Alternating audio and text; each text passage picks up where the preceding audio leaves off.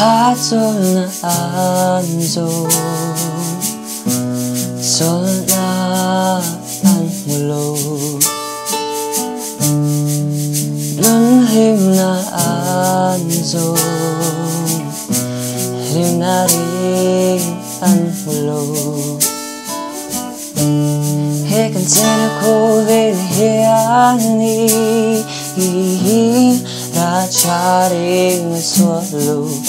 Rilo te atan alim namin fensichi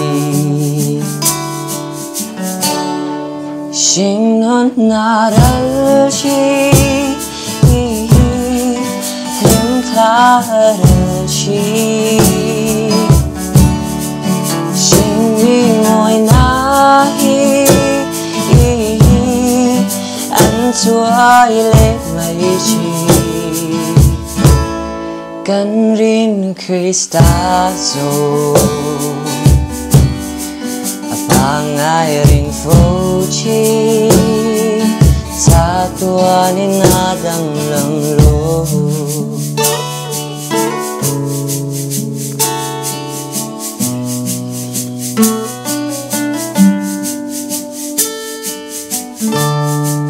Krista ne tuwani Heko felpohi Him na tangchi Rom na tangchi Kan ngai zong zong tele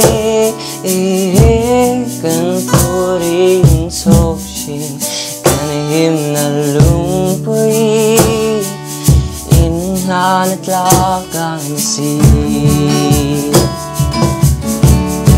Shingnon naralchi Him taralchi Shingi moy nahi Antuay le mai chi Kan rin Kristazo Apangay ring fochi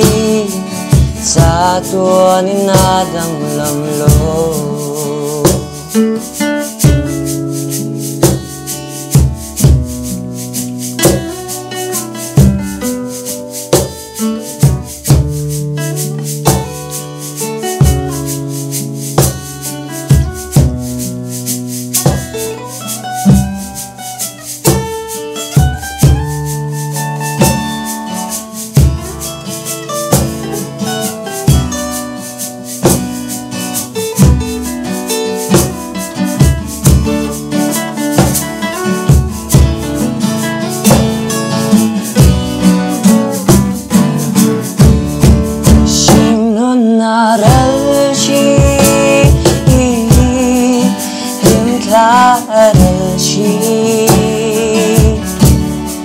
Shingi moy nahi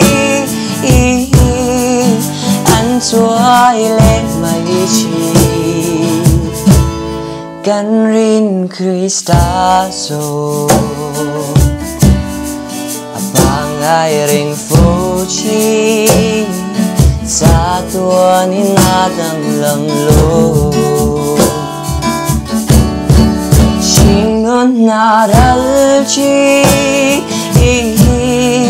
Him taralchi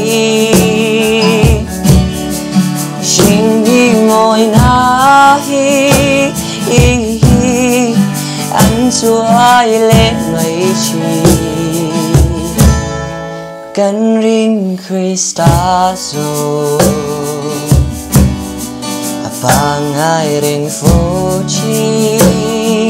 Sa tuwa ni nadang lamlo